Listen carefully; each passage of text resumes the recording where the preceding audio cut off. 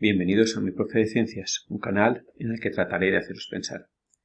En este vídeo veremos cómo se representa matemáticamente un intervalo. Lo haremos de dos maneras, por escrito y de forma gráfica. Vamos allá.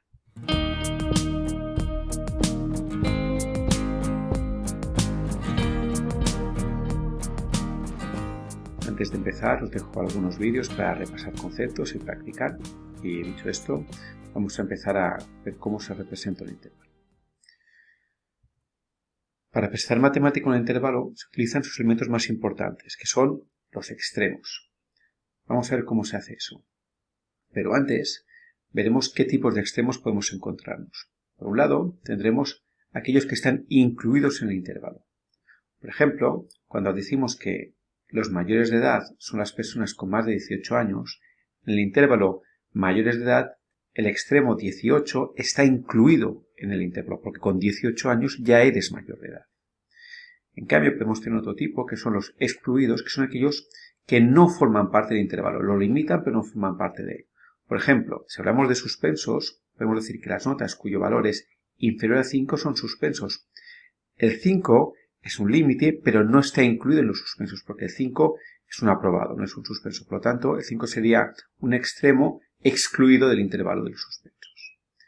Bien, aclarado esto, porque es importante, vamos a ver ejemplos de cómo se puede representar un intervalo en matemáticas.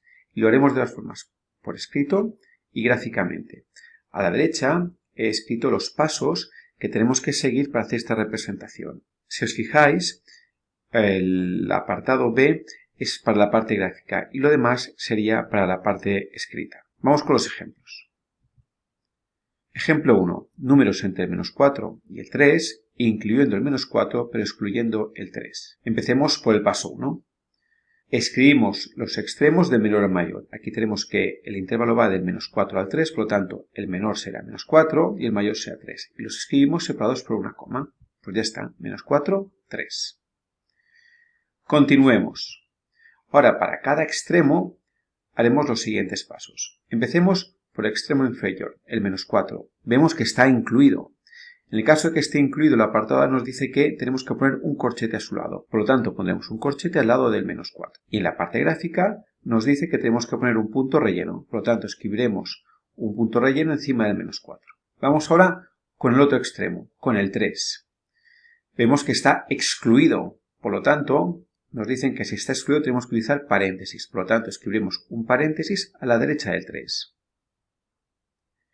Y para la parte gráfica se nos dice que tenemos que poner un punto pero vacío. Por lo tanto, escribimos un punto vacío sobre el punto 3. Los unimos y ya tenemos el intervalo en formato gráfico. Vemos que a la izquierda tenemos el intervalo escrito, corchete menos 4, 3, paréntesis, y a la derecha la representación gráfica. Vamos a ver otro ejemplo. Números entre el menos 6 y el menos 2, incluyendo el menos 6 y el menos 2, ambos incluidos. Vamos paso a paso. Primer paso.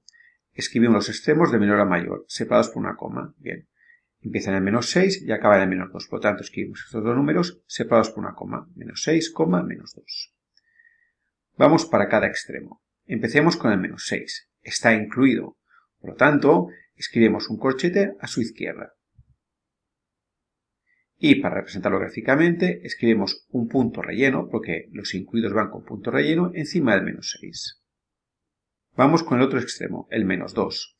También está incluido, por lo tanto, en la parte escrita ponemos un corchete a su derecha, y en la parte gráfica ponemos otro punto relleno, esta vez encima del menos 2.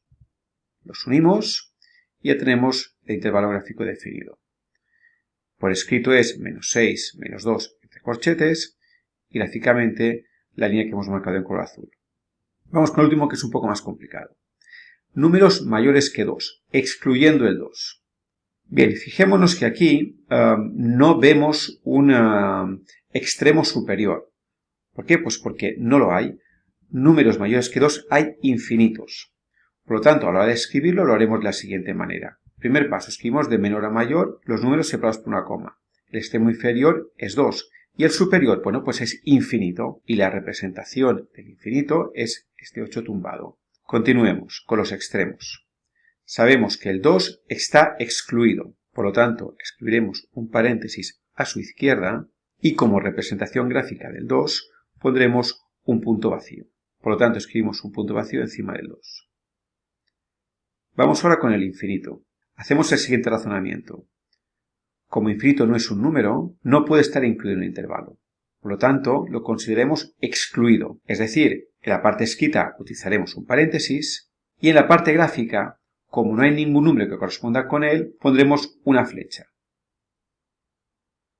Así, escribimos una flecha en el límite derecho de nuestro diagrama y uniremos la flecha con el punto vacío que teníamos al inicio. De esta manera nos queda perfectamente definido, de forma escrita y de forma gráfica, el tercer ejemplo.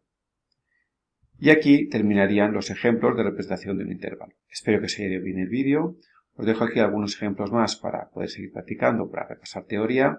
Y como siempre, os invito a que os debáis a pensar.